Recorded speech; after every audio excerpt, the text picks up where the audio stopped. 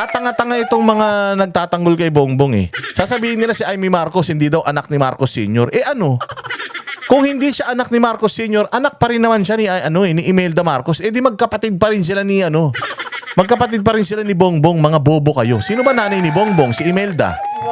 Oh, eh di half sister sila. O ano ngayon kung half sister sila? Sisirain niya na yung kapatid niya dahil half sister sila? O half brother niya, si Bongbong Marcos? Abay, gago pala kayo eh. Parang sinabi nyo pa ngayon na pokpok yung nanay nila. Parang sinabi nyo pa ngayon na malandi si Imelda. Oo, na nagpa-chukchak sa iba tapos pinasagot sa tatay ni Bongbong, ganun. O di si masamang tao talaga si Imelda. Tatanga-tanga kayo. Magandang araw mga banateros. Ito na naman ang inyong pinakapaboritong fake news peddler sa balat ng YouTube, Boss D Burger. Boss D Burger. Boss D at your service. Another day. Another uratan session at pasasakitin na naman natin ang mga ulo atay at balon-balunan ng lahat ng mga adik sa Pilipinas. Lahat ng mga magnanakaw, sindikato, korotong baliling. Lahat ng mga salot, mga switik. Lahat ng mga hudas, demonyo, satanas. Kamusta naman? Yun nga. Ito, nandito pa rin tayo ngayon. Pasensya na kayo, hindi tayo nakapag-live ng maayos. Dyan sa It's a People Power Revolution. Monumentum. Yun nga. Nako, napaka-init ng mga nangyayari ngayon sa bayan natin. At syempre, huwag na natin masyado patagalin. Dire-diretsuin na natin.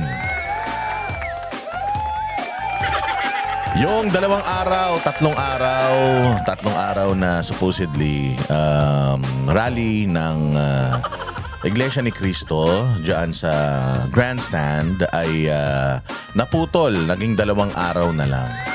Dahil nakuha na nila yung mensahe, naibigay na nila yung mensahe.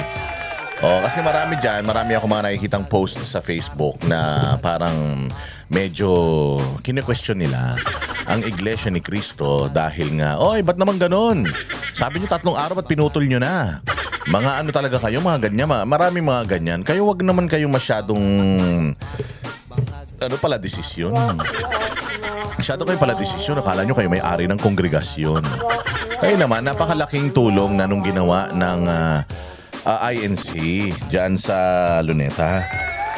Laki na ng tulong na ginawa nila para sa bayan natin.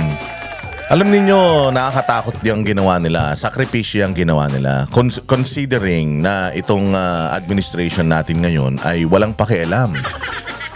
Parang mga demonyo yung mga nasa administrasyon natin ngayon na kahit na basta iba ang relihiyon nila doon sa relihiyon na nagsasalita, binabalasubas nila yan. Nakita nyo naman, ginawa nila yan kay Pastor Apollo Kibuloy, di ba?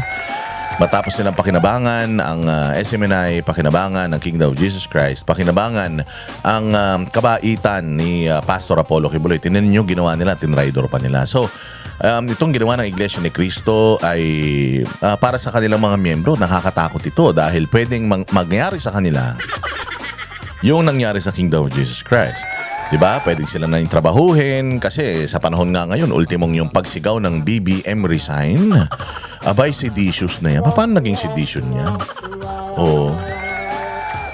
Pinakita nga sa akin ni Ma'am Tina yung kaibahan ng sedition at saka ng nakalimutan ko yung isa.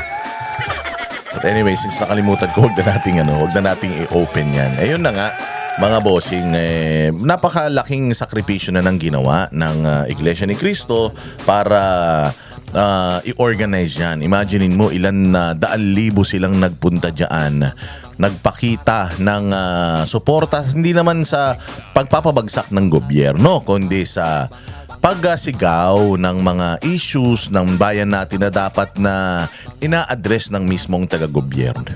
Taga-gobyerno ba yan? Nadulas pa yung dila ko.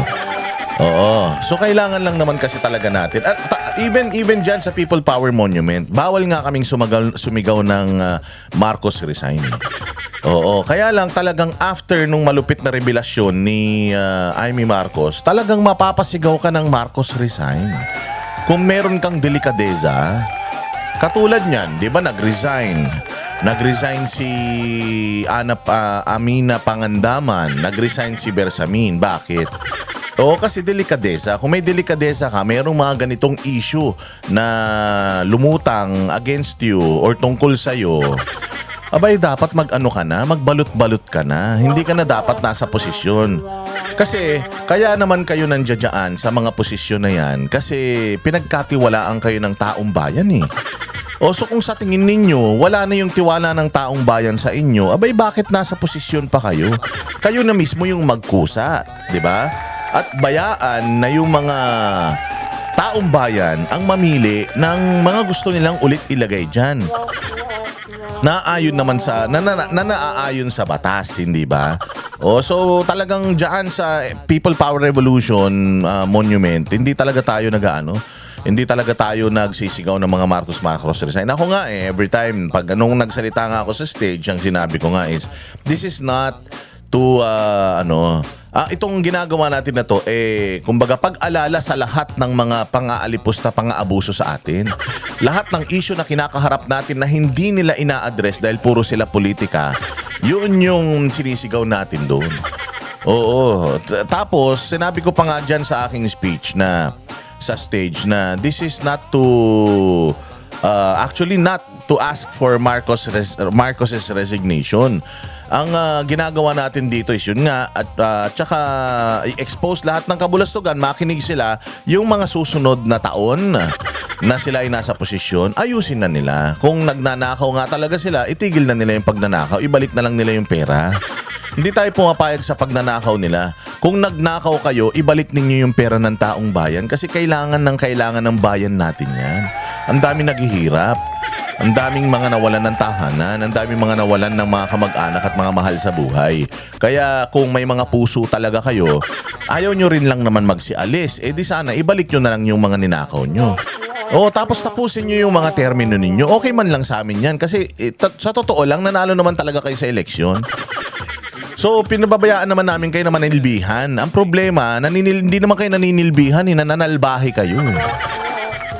Diba? Hindi kayo nagsisilbi. Mga salbahe. Yun ang problema natin mga salbahe kayo sa mga kababayan ninyo Kaya nagrereklamo kasi kung sa totoo lang, kung maayos naman ang panunungkulan ninyo at hindi kayo mga hudas sa gobyerno, hindi kayo hudas sa mga taong nagloklok sa inyo, wala namang magrereklamo. Panahon naman ni Pangulong Duterte, mga dilawan lang naman ang nagrereklamo, bukod dun wala naman. Yung mga dilawan naman, kahit sino naman yung presidente, basta hindi sila aawayin ng mga putang ina niyan So yun lang naman ang panalangin at hinihiling natin sa inyo na sana naman sir, ma'am, congressman, girl boy, bakla, tomboy. Sana naman magsilbi at magserbisyo kayo ng tama para sa mga kababayan nyo. Yun lang naman. Masyado kayo gagalit kayo kagad Ha? Ayan mga pi kayo mga putangin nyo Kaya ako sinuto sombrero to kasi mapapapi ka talaga di ba ngayon mga boss, pag-uusapan natin itong malupit na revelasyon ni Amy Marcos at kung ano yung mga sagot ng mga defender ni Bongbong Marcos. Medyo nagulat tayo.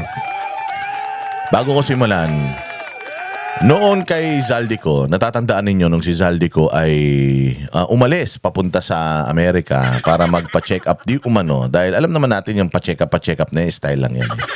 Talagang umalis yan kasi nakakaramdam na talaga sila. Hindi na nila kayang itago Hindi na nila kayang i-deny kapag langit na ang kumilos. Kahit gaano karami ang pera mo, bilyon, trilyon ang pera mo. Pag langit ang kumilos, hindi mo yan hindi mo yan mapipigilan. Sabi nga nila, it's inevitable. It's inevitable. It's gonna happen kapag ginusto ng langit yan. So, ina-expose na lahat ng mga katiwalian nila ng Panginoon. Kaya hindi niya na nakayanan. Lumayas siya ng Pilipinas.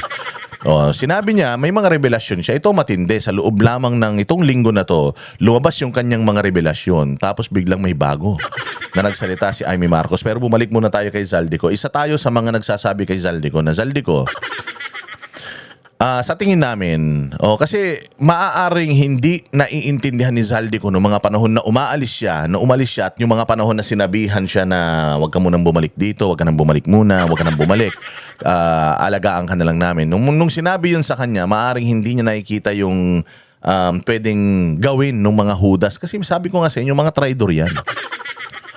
Mga traidor yan para mailigtas nila yung kanilang sarili. Lahat ng mga pwede nilang isakripisyo nila. Parang chess yan. Alam niyo yung chess, di ba? Yung chess, mga kakampi mo naman. Yung, halimbawa, kung ikaw yung itim, siya yung puti, yung itim, kakampi mo naman lahat yun.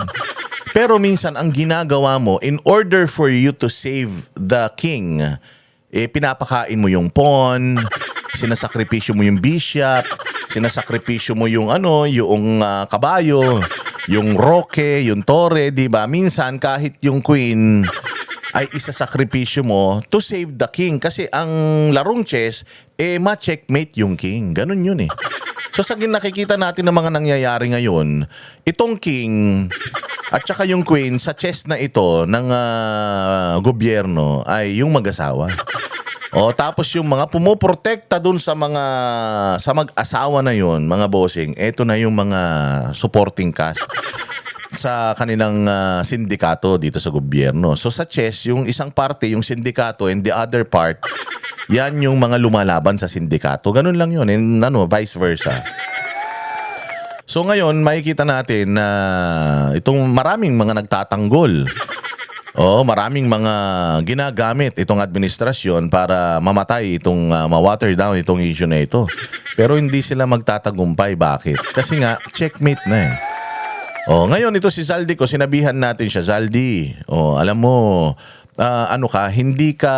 wala ka doon sa yung nasa likod na mga may ranggo. Nandoon ka, isa kang pawn. Yung walang silbi, yung maliit, isa kang pawn na yun yung una nilang ina-advance. Una nilang ipinapakain para yung kanilang interest maprotektahan. So nagsabi tayo kay Zaldico na, papapatay ka ng mga yan. Sa laki ng pera na involved dito, maniwala ka sir, isasakripisyo ka ng mga yan. Hindi sila naniniwala sa atin, isa tayo sa mga nananawagan yan, natatandaan ninyo. Kung kayo nakapatnubay dito sa aking programa, makikita nyo yan. Na sinasabi natin, Zaldico, kung ako sa'yo, sabihin mo na lahat ng nalalaman mo bago pa mahuli ang lahat. Actually, ito nga pagsasabi ni Zaldico na ito, medyo para nga sa akin, huli na yan eh. Huli na, bakit? Kasi nga tinan mo, may nangyari ng Cebu. May nangyari ng mga paglindol. So, ibig kong sabihin, palagay ko kung noon pa nagsalita si Zaldico, kung noon pa in-expose ni Zaldico itong mga katiwalian ng mga kasamahan niya, sana siguro hindi na pinabagyo, hindi na pinabaha ng Panginoon. Maniwala kayo. Kaya lang kasi kailangan kumilos ang langit eh. Hindi sila gumagalaw eh.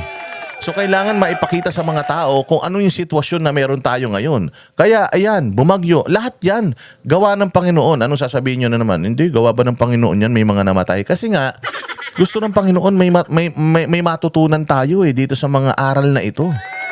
Kaya marami talagang mga nangamatay. Kailangan talagang may magbubuwis ng buhay para lang sa kausa. Ano yung kausa? Yung cause naman natin ever since the Spaniards, since the occupation of the Japanese and the Americans. Ang gusto lang naman talaga natin is maging maayos ang Pilipinas at maraming pong nagbuwis ng buhay nung panahon ng mga Espanyol, panahon ng mga Hapon, panahon ng mga Amerikano, maraming nagbuwis ng buhay. Hanggang ngayon, lumalaban pa rin tayo para sa Pilipinas nating mahal at nagbubuwis pa rin tayo ng buhay. Hanggang kailan tayo magbubuwis ng buhay para sa maayos na Pilipinas? Kaya yun yung gusto kong yung aral na gustong ipakita ng Panginoon sa atin na ang problema rito kayo. Binigyan na nga kayo ng demokrasya pero hindi nyo naman ginagamit sa tama. Binigyan kayo ng demokrasya, eleksyon para mamili ng tamang mga taong ilalagay ninyo pero wala, hindi nyo ginagampanan yung inyong mga tungkulin tapos gusto nyo pumabor sa inyo. Hindi pa pwedeng ganun. You have to sacrifice. Sa pagboto ng mga nasa gobyerno, ilalagay nyo sa gobyerno, you have to sacrifice. Ano yung isasakripisyo ninyo? Merong ibinibigay na 5,000. Hindi nyo tatanggapin. Yun yung sakripisyo.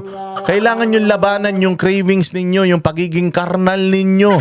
Kailangan nyo labanan yung pagiging materialistic ninyo para magkaroon tayo ng maayos na Pilipinas para sa isa't isa. So inano natin si Zaldico, nakiusap tayo kay Zaldico.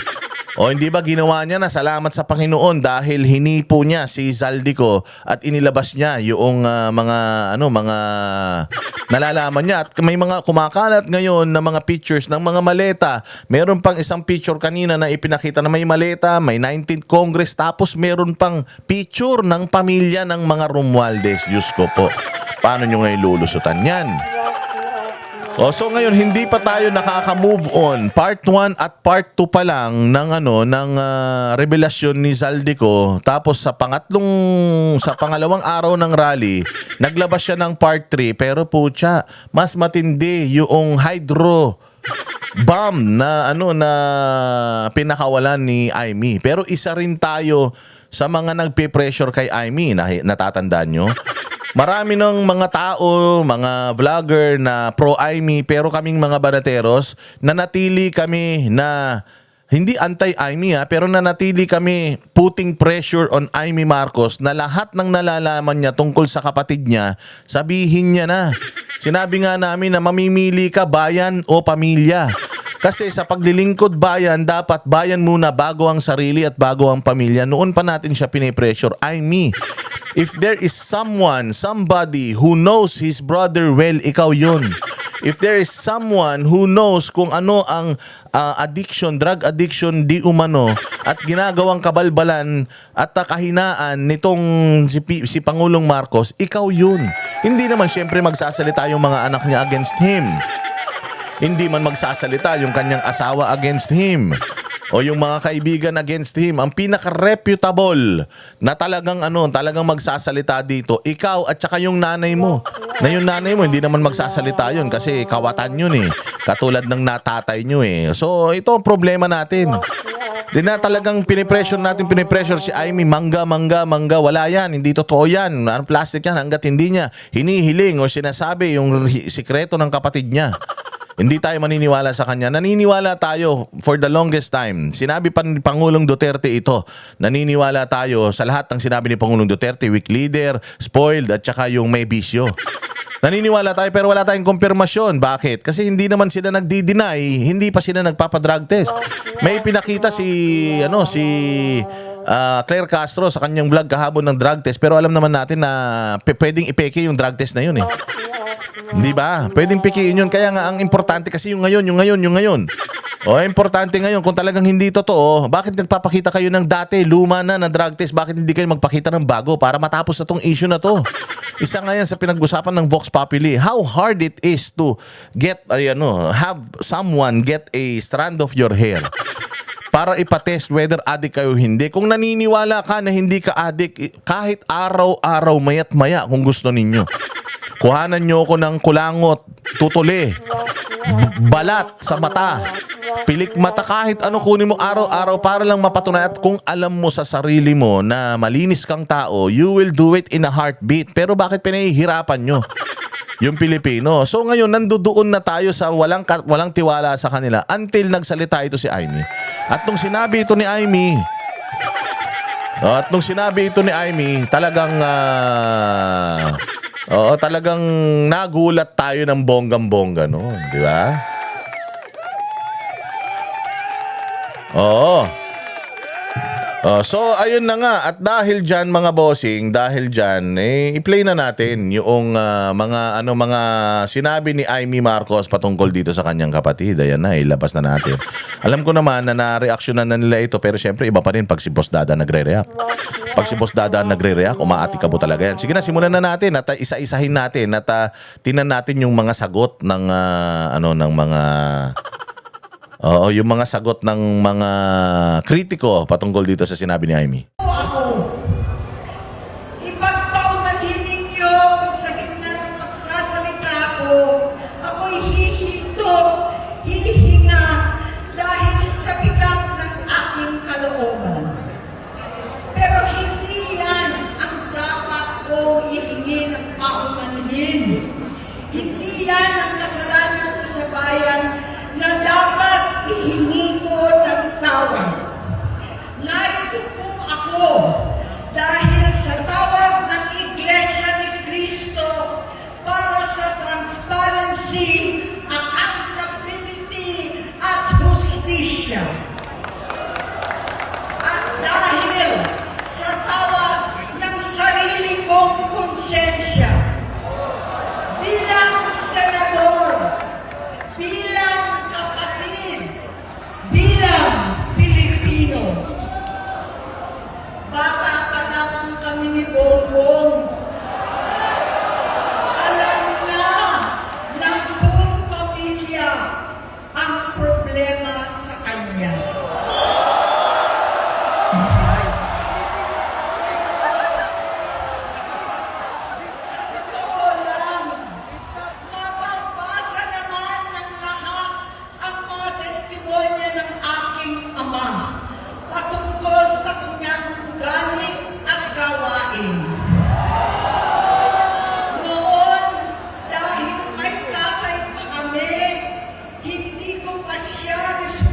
responsibilidad. Noong tumatanda, ay mas naging nakakabahala. Batid ko na nagda-drug siya. Grabe yun. Ito yung sinabi niya noon ha. Nagdadrag siya noon. Batid ko na. Hindi ko naman siya responsibilidad. Gawa ng ate lang ako. May magulang kami. Pero alam ko na nagdadrugs na siya. Alam na ba natin to? O hindi? Narinig na natin to. Naniniwala tayo. Pero importante yung information na galing mismo sa pamilya. And I hope na meron pang mga ibang kapamilya na maglabas ng kanilang nalalaman tungkol dito. But thank you very much, Amy Marcos, for doing this. I know na your family's legacy is more important than anything. Pero this time, sabi ko nga, ibang klase kumilos ang Panginoon. Blood is thicker than water. Totoo yan. But if Panginoon na, konsensya mo na yung tinira or hinawakan ng Panginoon, maniwala ka, kahit gaano ka katigas, lalambot ka, walang imposible sa Panginoon. At ginamit itong simbahan ng Iglesia ni Cristo para mag-organize sila ng ganitong rally para gamitin na platform ni Amy na ilabas yung katotohanan that his brother is not fit to lead this country. Now, sasabihin nyo na naman, may malaking kasalanan siya. Alam niya na pala noon pa na adik yung kapatid niya. Pero bakit pinatakbo pa rin niya? Ayun na nga, mga bossing. Nung mga panahon na yun, matigas pa ang puso niya. Nung mga panahon na yun, matigas pa ang mukha niya. Nung mga panahon na yun, importante yung legacy. At saka siguro, yung mga perang kikitain nila, maibabalik sa kanila kapag ka-presidente na sila. Kasi marami talaga silang mga nabawing mga ari-arian at saka mga perang nakatago sa ibang bansa nung naging presidente na si Bongbong Marcos. Alam naman natin yan. So ngayon, importante rin siguro sa kanila yon. Importante rin siguro kay Amy yun dahil matanda na siya. Hindi niya pa napapakinabangan yung mga pera na yon. Baka isa yan sa mga nag-drive sa kanya para makabalik sila sa posisyon. Yung mga panahon na yon, satanas pa siya. Pero sabi ko nga sa inyo, hinawakan na siya ng Panginoon ngayon eh. Meron ng divine intervention, nag-intervene na ang Panginoon at ang Panginoon na ang kumilos para palambutin yung kanyang puso at piliin ang bayan, interes ng bayan kesa sa pansariling interes na maiahon ng pangalan ng pamilya. Marami nang namatay sa Cebu eh. Marami nang mga nabahang bahay eh. Marami nang mga susunod pa. Sabi nga niya sa nakikita kong kahinaan ng kapatid ko, may sakit siya, inasamantala ng mga nasa paligid sa kanya, marami pang susunod na mga dilubyo sa Pilipinas na kung hindi natin siya pahihintuin ngayon, wala, talagang kawawang-kawawa tayo. Ang Pilipinas ay talagang mapupunta sa basurahan. So yun, may pagkakasala siya doon, yes, pero she's trying to correct yung pagkakasala niya. Saka na natin puntahan yung kanyang mga kasalanan. Ang importante yung sinasabi niya ngayon. Papanagutin ba siya? Pwede. Depende na yan. Nasa sa inyo na yan, nasa sa atin na yan, nasa na yan, batas na yan. Kung meron siyang pananagutan. Ganyan nga yung sinasabi ni Marcoleta, restitution dun sa mga diskaya, di ba? Kung gusto natin magsabi ng katotohanan yung mga diskaya, we have to let them speak and give them a bone. Kumbaga nga at least kahit papaano, bigyan natin sila ng konting pabor para masabi nila lahat ng mga kasalanan nila. So kung yung pabor na yun, sige, muna kita. Hindi ko muna iisipin yung mga kasalanan mo. Dito muna tayo focus and then balikan natin yung mga kasalanan mo. Ganyan din si Zaldico. Si Zaldico, isa ring kriminal, isa ring demonyo, isa ring magnanakaw. Pero dahil nga sa ine-expose niya ngayon, dahil nga nakonsensya na sila, naipit na sila, at yung ine-expose nila ngayon yung pinaka-importante because what's important is what's present. Yung mga natapos na, yung mga nakaraan na, pabayaan na natin yan. History na yan. Nandiyan na yan. Kaya nga sabi nila, di ba? Yesterday is history. Tomorrow is a mystery. Today is a gift. That's why it's called blessing. Napanood ko sa cartoon dyan eh. That's why it's called gift because it's present. Today is a gift. That's why it's called present. Kaya importante yung ngayon. So yung nakaraan, nandiyan na yan, hindi na mabubura yan. Pwede nating balikan yan at tingnan ng batas kung saan ba sila nagkamali and then panagutin natin sila sa batas.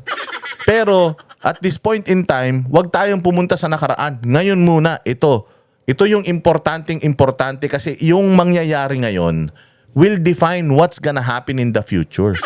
If we want to have a better and good future, we have to act and we have to fix what we have right now. Yun nasa harapan natin, let's fix it. If we do not fix what we have right now, walang mangyayari, walang future. Ina-expect na natin kagad na bulok yung future. Ba't mo pa ihintayin yung mangyayari sa kinabukasan kung ngayon yung pagkakataon para maayos mo yung maganda mong kinabukasan.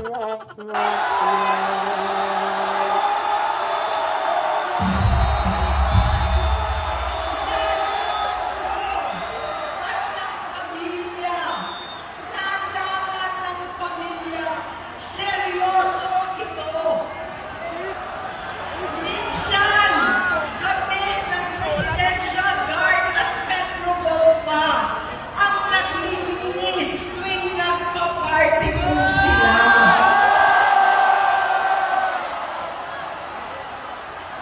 Nabuhay kaming magkakapatid sa Actually, may revelation na ito ni Aimee dun sa kanyang yung pangalawang pelikula nila ni Daryl Yap. 'Di ba dun sa pelikula na yon kung pinanood ninyo, galit na galit si Marcos Sr. kay Junior dahil party ng party. Dahil parang walang direksyon. Kaya nga 'di ba sinasabi hindi nga daw nakapagtapos ng pag-aaral yan dahil puro party lang ang ginagawa niyan. ibang bansa. Kami-kami lang. Kinumbinsi ko pa si Bongbong. Pakasalan mo na si Lisa. Naisip ko noon, kapag nag-asawa siya, malalagay na sa tahimik at magkakaroon ng direksyon. Ang laki ng pagkakamali ko. Mas lumala ang kanyang paglulong. Nagkalulong sa droga.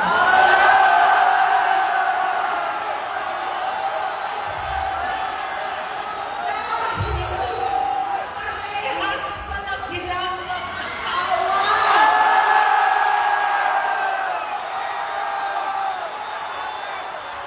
Grabe, this revelation, sobra-sobra talaga ito. Kasi sabi nga nila, once a cheater, always a cheater. And in this situation, once an addict is always an addict. Imagine mo, addict daw siya dati. Ha? According to Aimee, addict na siya noon. And naririnig niya pa din daw hanggang ngayon, ganun pa rin daw sila. And in order for them to evade yung mga positive results, mantakin mo blood transfusion. Ganun na sila kabuang, magpapa-blood transfusion. Papalitan mo yung dugo mo para hindi lumabas yung droga pag nag-test ka. Eh, Diyos mio, hindi yun, it doesn't work that way. Kapag gumamit ka daw ng mga chemical na yan, nasa DNA mo na yan. Kaya nga hair follicle eh. Oo, walang dugo ang buhok eh. Pero nandoon yung pinakamalalakas na DNA mo nasa buhok. Kaya nga, 'di ba? Natatanda mo pag kayong namatay ka. Ano ka na? Buto at balat ka na, buto ka na. Pero yung yung koko at saka yung yung buhok mo, naiiwan yun, hindi naaagnas yun. Oo. So doon makikita mo doon yung yung tawag diyan, yung DNA. Hindi yan sa dugo. Ewan ko tong mga to. Naging gobernador siya ng Ilocos. Alam ng mga tao doon na halos hindi siya pumapasok. Tuwing kukumprontahin ko siya, ay nagsasabi siyang magbabago na siya. Aalisin na niya ang bisyo. Hanggang sa may nagsumbong na naman sa akin na sa paggising pa lang sa umaga, kasabay ng almusal, marijuana pala.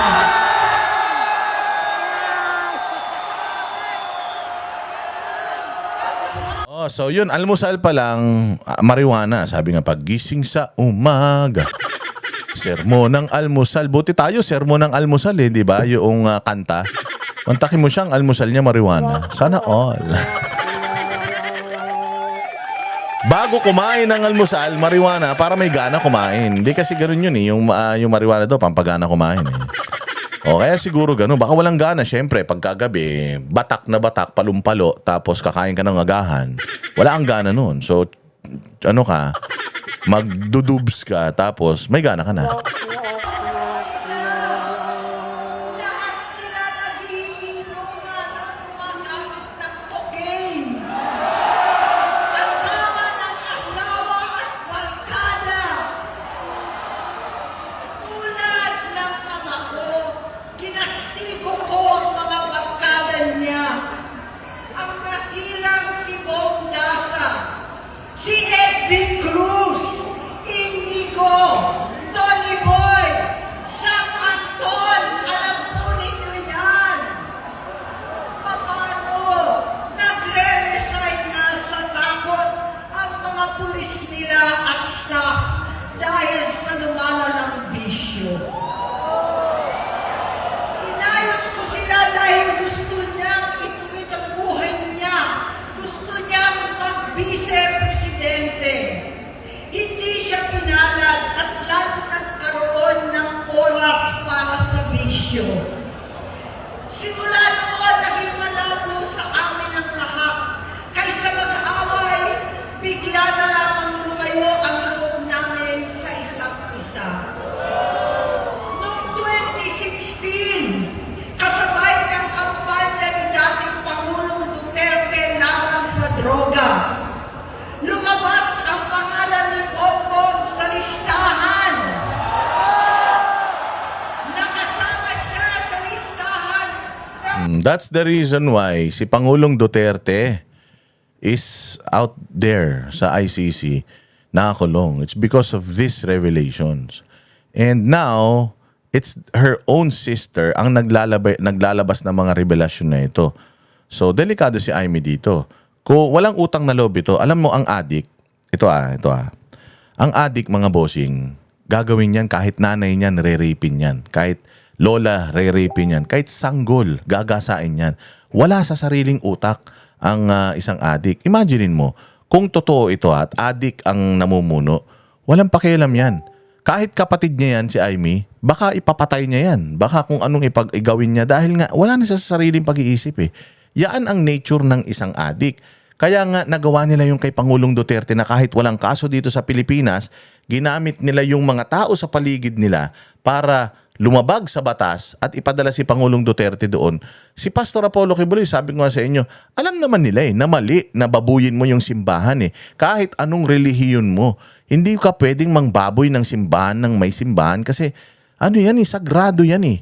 Sagradong paniniwala yan ng mga tao. So hindi mo pwedeng sabihin na your religion is better than this religion and this church is the real church and that church is not. Hindi yun ganun. Basta pagdating sa mga faith, paniniwala, labas ka doon. Hindi mo pwedeng galawin yun. Mayroon ngang separation of state and the church eh. It's a church, it's a legal na simbahan yan. Bakit mo ginanon? So dito mo makikita na yung utak ng isang adik talagang wala. Kahit walang Diyos yan, walang simbahan yan, walang kamag-anak, kapatid, kaibigan yan. Basta para mapagbigyan niya yung kanyang whim, mapagbigyan niya yung kanyang kaadikan, yung kanyang gusto dahil nga na-impluwensyahan na siya ng masamang bisyo, lahat gagawin yan. So something wrong may happen to Amy Marcos and I know na Amy is at yung nasa spiritual peace na siya to accept kung ano man yung pwedeng gawin ng kapatid niya. Kaya nga, inilabas niya na ito eh. So, ang isang adik ay traidor. Nakita mo naman lahat tinraidor. Tinraidor si Amy. Sabi ni Amy, ako ang nagpakilala sa kanya kay Inday. So, ako ang gumawa ng paraan para maging presidente siya. Oh, it's a motive na na pabagsakin niya yung kapatid niya dahil nga tinabla siya, may galit siyang personal. Maaring pwede nilang silipin yung motibo na yun. But again, hindi natin tinitingnan yung nakaraan. Ang tinitingnan nga natin yung kasalukuyan. Nagkamali na yung tao eh. Kahit adik, kahit na palpak, bobo, pinatakbo pa rin niya. Kasi nga, ang gusto niya, kapag nandito ako sa tabi ng kapatid ko, kung nandito ako sa tabi ni Bongbong, ito real talk to Ang iniisip nito ni Amy, kapag si Bongbong Marcos ay naging presidente, kahit ganyan may bisyo, bobo, kung nasa tabi niya ako, magaguide ko siya eh. Kasi nga ako, ang gusto ko, yung legacy ng pamilya ko, ibalik, buhayin. Eh dahil nga adik, ito, wala siyang pakialam sa legacy ng magulang namin. Buong buhay niya, pinapagalitan ng tatay ko yan eh. So baka nga galit pa sa tatay ko yan eh. So wala siyang pakialam sa legacy namin. It's just that he's more winnable than me because babae ako at lalaki siya. Lalaki si Bongbong kaya siyang mananalo kasi kung pwede lang ako ang mag-vice president kay Inday Sara, ginawa ko na sana. Kaya lang, babae ako. Mas maganda at mainit na mainit yung issue ng usapan ng pagdaya sa kanya ni Lenny. Kaya winnable talaga si Bongbong as Vice President ni Inday Sara. Kaya matalino si Amy talaga eh. Sabi nga ni Marcos Sr. Na kung lalaki lang talaga si Amy. Na kung pwede lang magpalit sila ni Bongbong ng posisyon, si Amy ang lalaki at si Bongbong ang babae. Maintindihan niya kung mahina si Bongbong eh. Pero kung lalaki siya tapos mahina, mas malakas pa tong ate niya, talagang sa society naman ang babae, hindi naman talaga tinatanggap yan bilang maging leader ng isang bayan. Kahit nga sa Amerika, malaking issue yan eh. Wala pang babae na naging presidente sa Amerika ever. Dahil ganun talaga eh. Yan nga yung binabago na mindset ng tao ngayon. Pero ganun talaga eh. Ganun pa rin ang sitwasyon ngayon. So, mantakin mo kung si Bongbong sana ang presidente ngayon, siguro kahit papaano maayos-ayos tayo kung pinabayaan nila si Amy na mapunta sa tabi niya, mag-advise sa kanya, plus yung ganda ng karisma ni Inday Sara, maganda rin sana ang Pilipinas eh, kung ganun. Kaya lang hindi eh. Yung mga nasa paligid ni BBM, di umano according to Amy, mga addict daw kasi lahat yan. Personal na interest lahat yan. Mantakin mo. Yung isang addict sa pamilya, sakit ng ulo. Papaano kung napakaraming addict magkakasama, tapos sila pa yung nangangalaga sa kapakanan ng mga Pilipino? Anong klaseng Pilipinas meron tayo? According to Amy, silang Dameo na nakadikit sa Pangulo, addictus. Yung asawa, addictus. Yung mga anak, addictus di umano. Paano mangyayari sa bayang Pilipinas kapag ganyan? Tapos yung nag-iisang matino mag-isip, tinanggal nyo pa. Hindi nyo pa pinapasok sa grupo ninyo. Yun sana yung magiging magiging tagabalanse ng mga maling mga desisyon nyo sa buhay. Pero tinanggal nyo. Imagine mo, puro sabog yung nagdidesisyon para sa atin.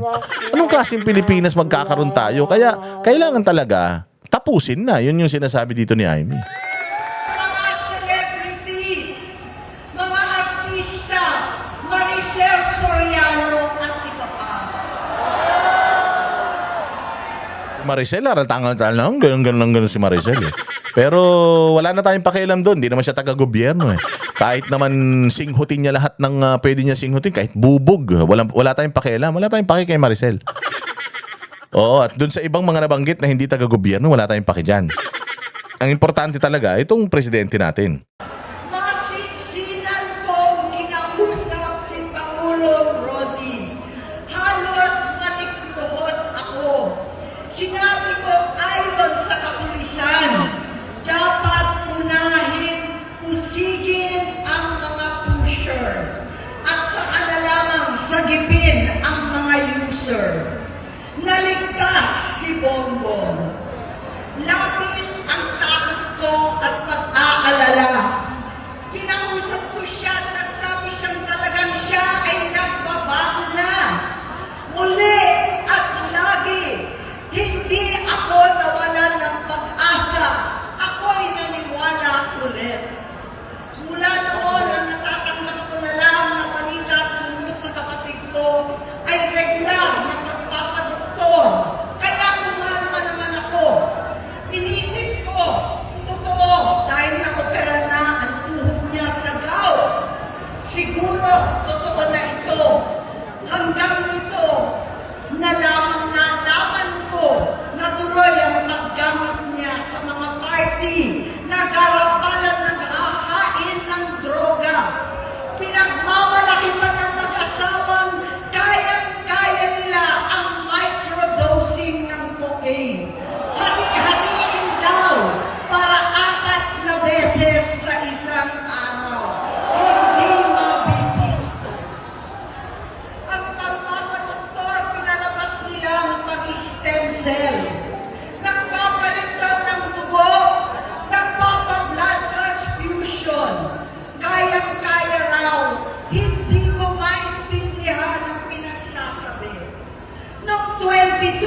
katuwang kahit papano.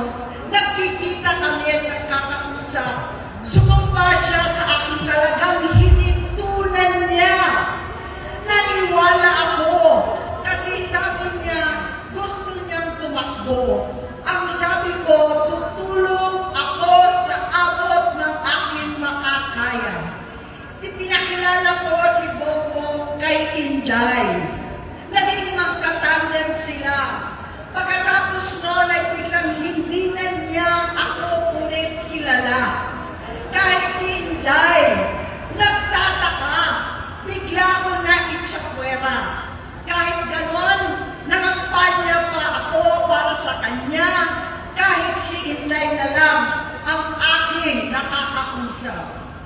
Hindi ko alam bakit ako nakabang sa headquarters nila sa Mandaluyong. Hindi ko alam bakit walang nagre-report sa akin tungkol sa kampanya.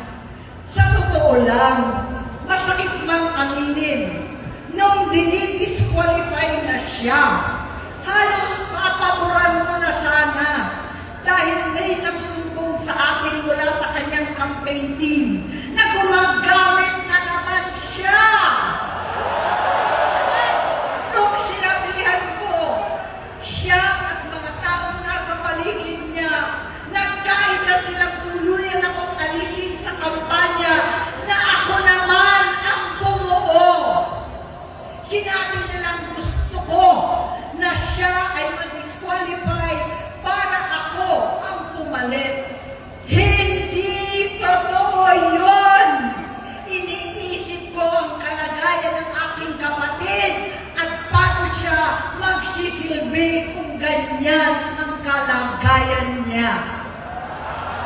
Pero pinaparating sa akin na hindi siya lulong at minsan na lamang tuwing nagpa-party. Hindi ko maipaliwanag bakit gusto ko maniwala at hindi mawalan ng pag-asa. Noong nanalo siya, naging pinakamalayo na kami sa isa't isa. Maliban sa opisyal na takbuhan at kapag pumupunta yung nanay namin, hindi ako sumama sa loob ng 3 taon dyan sa Malacanang. Dahil lantaran na doon ang inuman, ang paggamit nila ng cocaine at mga bawal na gamot. Hindi ba nila nakikita, naririnig, kakaiba na siya magsalita. Hindi na maintindihan kung ano-ano na sinasabi at wala na sa sarili. Nagtatago sa kabaitan niya ang pang-aabuso niya sa droga. At nagbunga na ito ng mga nakakapinsalang maling desisyon. Hinayaan niyang kumilos ang mga nakatalibot sa kanya. Yung mga umaastang presidente habang nilululong siya ng mga ito. Hindi na kami nagkausap.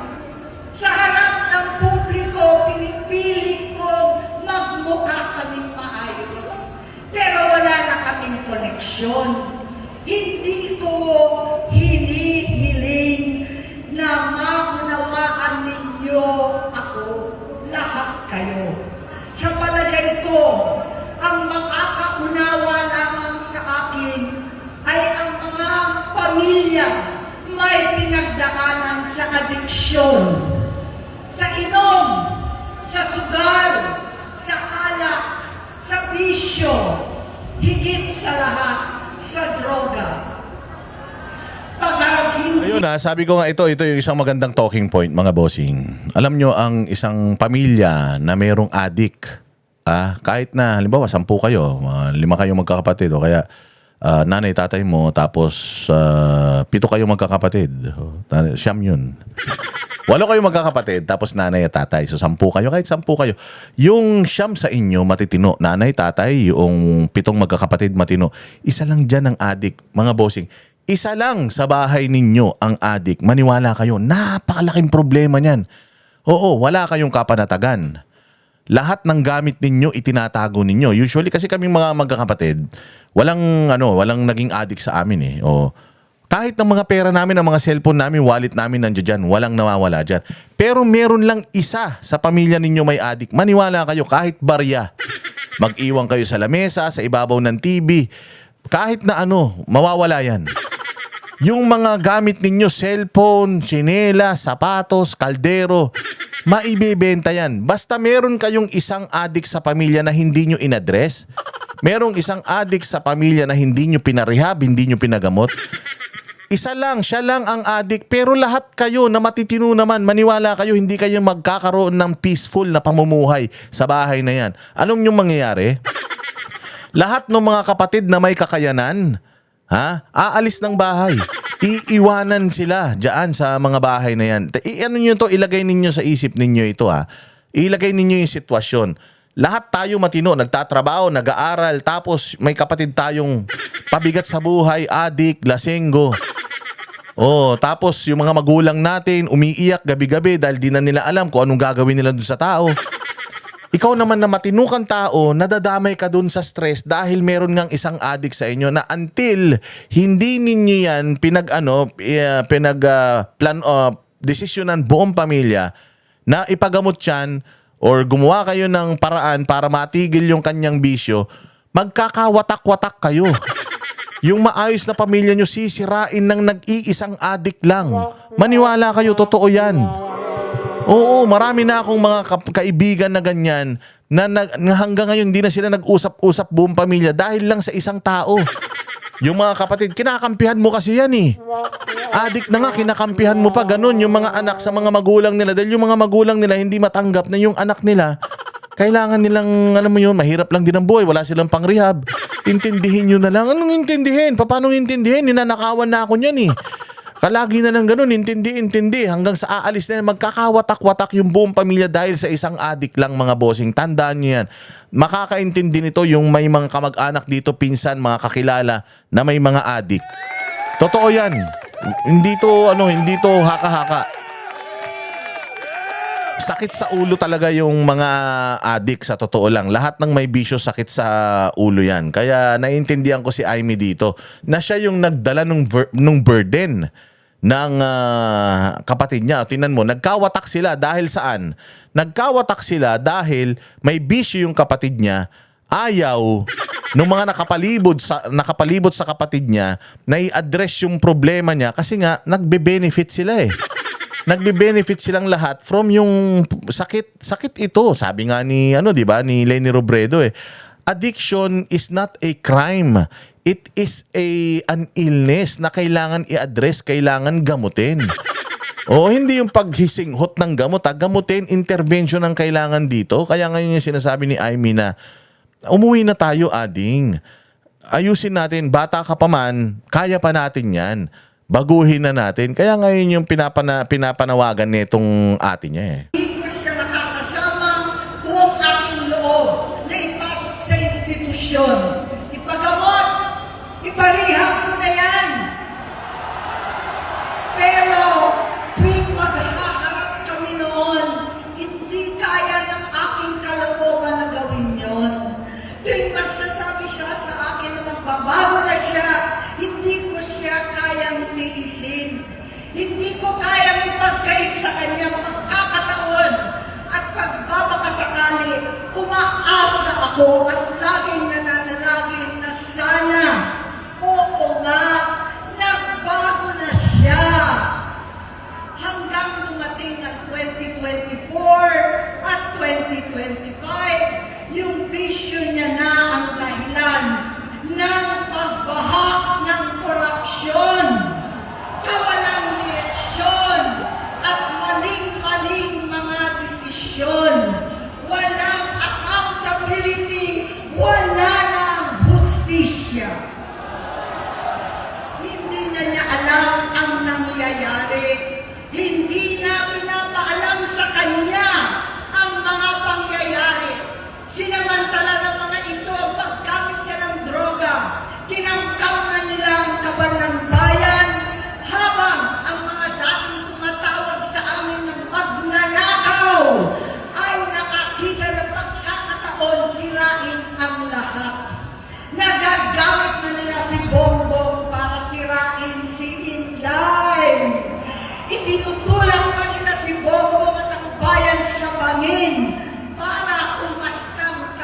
magligtas.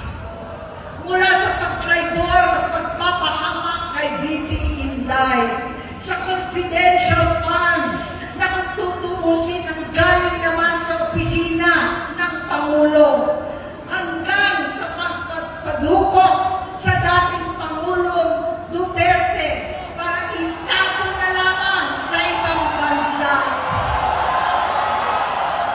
Ang kabaitan ni Bongbong ay naging kalupitan. Karapanan ng pagtatakip sa kanya ng mga nasa Congress, sa Senado, mga miyembro ng kabinete. Kitang-kita na ng taong bayan, wala nang puwang ang kahihiyan. Para bang nauulit ang bangungot ng kasaysayan dinanas namin noon. 68 years old po ang tatay ko nung pinatalsik sa pwesto.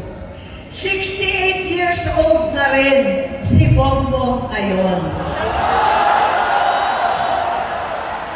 November 17 din, noong 2021, nung nakumbinsi ko si Inday na magbise kay Bongbong. November 18 po, bukas, ang ikatlong araw natin. Siyam na taon na nakakaraan, saktong November 18 pa talaga, na pinalibing ni Pangulong Duterte ang tatay ko sa libingan ng mga bayani. Nakita ninyo yung mensahe na gustong ipakita sa atin ng Panginoon dito. The dates, 'di ba? Pare-parehas yung dates. Yung sinasite niya na mga panahon na niligawan ko si Inday, napapayag ko siya, yun din yung panahon na ipinalibing ng same date yung pinalibing ng tatay niya, yung tatay namin, at parehas na edad ni Bongbong at nung tatay namin nung pinatalsik siya dito sa Pilipinas, pinatalsik kami dito sa Pilipinas. It is a sign na ipinapakita, isinusubo na sa atin ng Panginoon. At sinasabi na nito ni Amy Marcos. So, ang tanong, kailan natin gagamitin etong mga mensahe na ibinibigay sa atin ng Panginoon na para rin naman sa kapakanan natin, para sa kapakanan ng future natin? So, magaling talaga gumalaw ang Panginoon. Naniniwala talaga ako na what's happening these past few days and weeks, ano yan? Panginoon ang kumilos dyan. Panginoon ang gumalaw dyan. Na if pababayaan pa natin na lumagpas ito, wala na. Wala na talaga. Wala na talagang pag-asa sa Pilipinas. Halo-halo na ang aking nararamdaman, pero alam ko ito ang dulo at hangganan ng aking pagtitiis at pananahimik. Hindi na tayo mananahimik. Dahil nalaman ko pati ang mga anak niya ay nagdodroga na. Pinasusuklaman ko pa ang pag-alok ng mag-inang si Sandro ng droga ang aking mga anak at iba pang mga kamag-anak. Yan ang hindi ko na mapapalampas. Sa loob ng halos 4 na dekada, wala akong ibang pinangarap kundi maipakita sa sambayanan na hindi kami masamang tao. Hindi masama ang pamilya Marcos. Gusto kong ibangon ang dangal ng aking ama. Sa pamamagitan ng nagpagtatrabaho para sa bayan, sinikap kong maging mabuting gobernador, tinakawan, senador. Hindi ako halos nagpapahinga para makapag-iwan sana ng legasiya na kapag sinabing Marcos, nabawi na namin ang tingin sa nakaraan. Ngunit sa kagustuhan kong maging responsableng anak, matupad ang pangako ko sa aking ama, nabigo akong maging mabuting kabayan.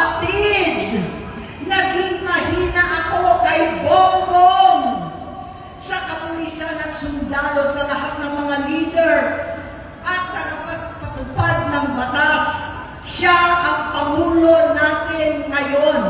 Sinabi ko kung anong kalagayan niya ngayon. Tulungan niyo akong mapabuti ang kanyang kalagayan. Tulungan niyo akong matulungan siya. Hindi niya ako kalaban. Ang kalaban niya ay ang sarili niya. At nadadamay ang bansa sa laban na yan. Bilang senador at lingkod bayan, batid ko ang mga problema at gaya ng bayan, alam ko rin ano ang solusyon. Sa pagkakawatak-watak, patuloy na pamumulitika, pagnanasa sa kapangyarihan ng mga talunan naman, kabuluhan sa Mindanao, alanganing giyera sa China at Estados Unidos, kawalang pananagutan sa flood control scam, karapalang kahiman, panggigimit sa hindi kaalyado, pagkakanulo sa kapwa Pilipino, pagdakip sa dating Pangulong matandang may sakit upang ihagis lamang sa bansang dayuhan, pagsadsad ng piso, paglaganap ng gutom, paghihingalo ng ekonomiya, at pagsasawalang bahala sa taong bayan. Ang delubyo at kalamidad na nagdudulot ng parusa, ang korupsyon na nauwi sa kawalan ng tiwala at hustisya sa Pilipinas, sa kanyang pamahalaan, lahat ng yan ay masusolusyonan kung ikaw, aking kapatid, magsaayos ng iyong sariling kalusugan. Kapag humupa ang ingay sa politika, kapag umuwi na kami sa aming pamilya, hindi bilang senador, kundi bilang ate, bilang si Manang Aimee ni Bonget, kaya ito sasabihin sa harap ng taong bayan, sa harap ninyong lahat, at sa harap ni Bongbong. Bonget, magtatatlong taon na tayong hindi nakakausap. 3 taon ko nang sinusubukan muli na ako'y pakinggan. Siguro ngayon ay makakarating ng buo ang gusto kong sabihin. Walang mababawasan, hindi madadagdagan. Bongbong, nag-aalala sa iyo si Manang. Tuwing nakikita kita sa TV, gusto kitang puntahan. Ayun, mga bossing. So, napakaganda nitong revelasyon ni Aimee. Although, ang binigay na lang kasi naman ni Aimee dito, aside from the confirmation nung ating alam about etong paggamit ni Bongbong or pagiging, sabi ko nga nun, if si Bongbong Marcos before was an addict and ngayon hindi na, okay lang eh. Walang problema kasi importante, alam natin na ngayon okay siya, sober siya. Hindi siya under the influence. Ang problema nito mga bossing, kung hanggang ngayon addict siya, yun ang malaking concern. Why? Kasi noon, buhay lang niya yung sinisira niya eh. Kapag gumamit siya ng droga, suminghot silang magkakaibigan, buhay lang nila yung sinisira nila. But this time, kapag every time na nagda-drugs siya, nakasalala yung buhay ng mga Pilipino sa mga maling desisyon na gagawin ng isang posibleng addict na leader eh. Yun yung isang nakakatakot doon. Na pwede niya na tayong idamay sa sa mga kalokohan nila. Pwede gumawa ng desisyon na hindi desisyon ng matino yung presidente tapos ang maapektuhan tayo. Yun ang nag-drive kay Aimee Marcos para si Bongbong Marcos ay i-expose na at sinabihan na umuwi na tayo, magpagamot ka na. Let us not, kumbaga, wag na nating idamay yung mga taong inosente sa sakit mo. Kaya ako din, nananawagan ako na sana i-address nyo na ito. I-address na rin ito noong pamilya na itigil nyo na yung pansariling interest. Kasi ano naman eh, I mean, you have everything. Sa inyo na lahat ng pera, nasa inyo na lahat ng nakuha nyo naman na sa mga careers ninyo yung pinakamataas na pwedeng makuha sa politika. Hindi natin alam bakit kailangan nyo pa ito. Hindi namin alam, hindi namin maintindihan bakit kailangan nyo pa kaming idamay sa mga kalokohan ninyo. Kaya ako, nananawagan ako na magpa-drug test siya, patunayan niya na hindi siya gumagamit ngayon. Kasi sa hair follicle test, malalaman mo kung kailan yung huling gamit eh. Kung kailan yung huling pasok. Doon natin malalaman yun. Eh kung hindi nila kayang patunayan sa atin na since 2022 until now, malinis sila, hindi sila nagdodroga, hanggat hindi nila kayang patunayan yan ng ebidensya, hindi tayo titigil sa sigaw sa kalsada ng accountability at transparency. Dahil nadadamay kami.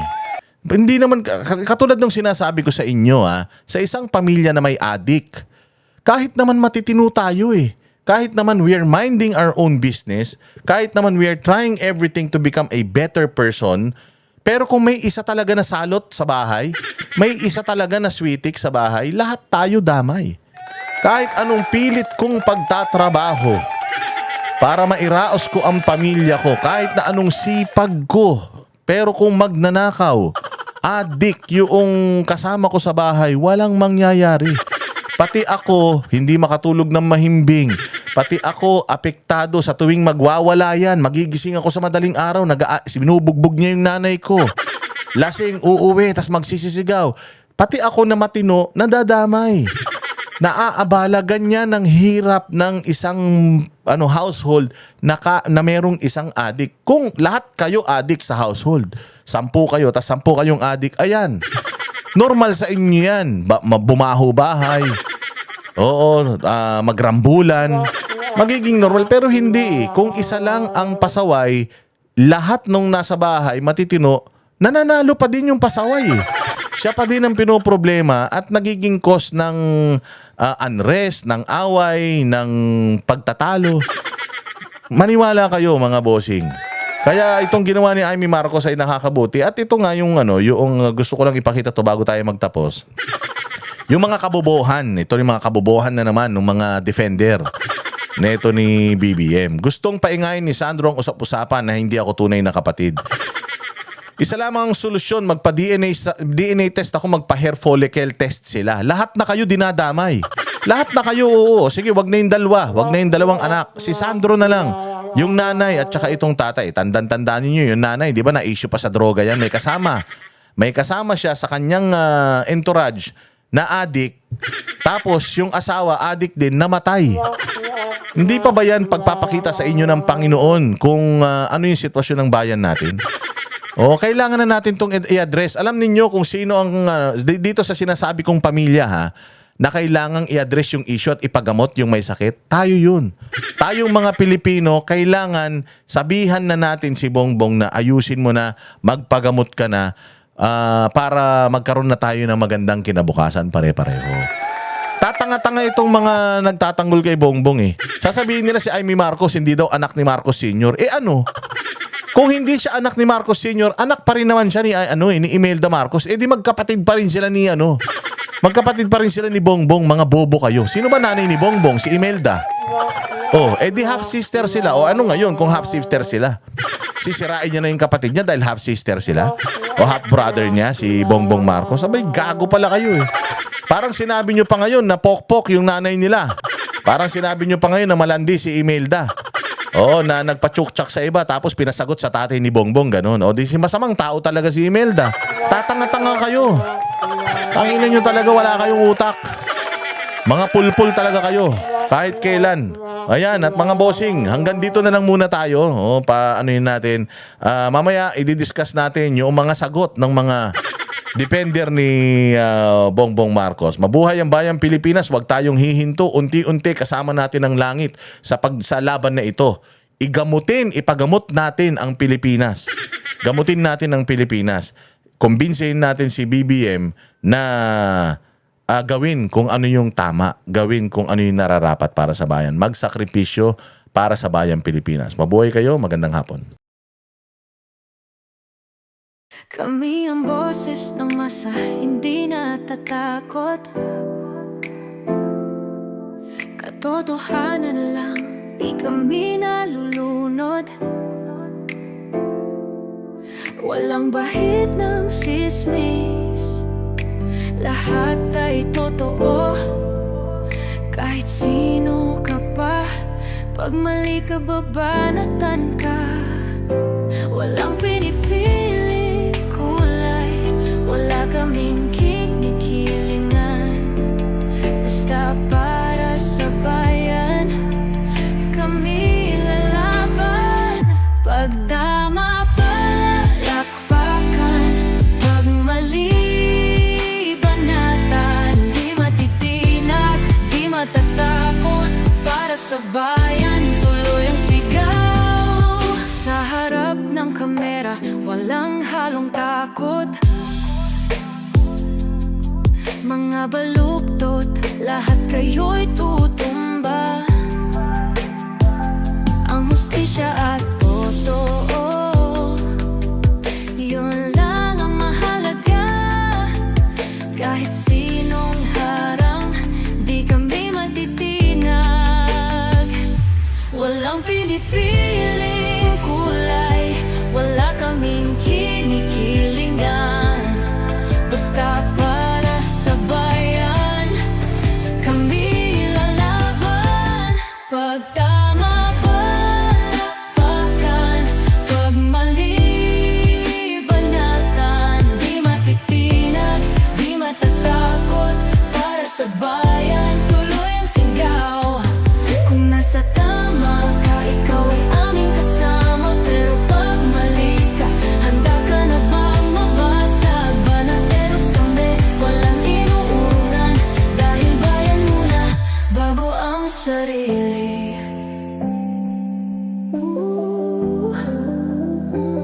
Bago ang sarili.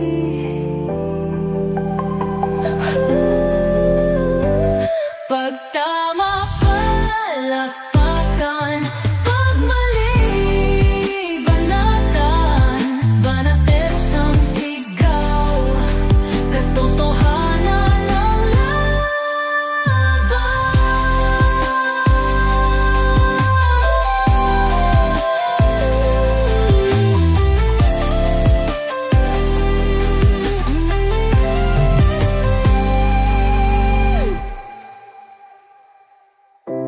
Sa harap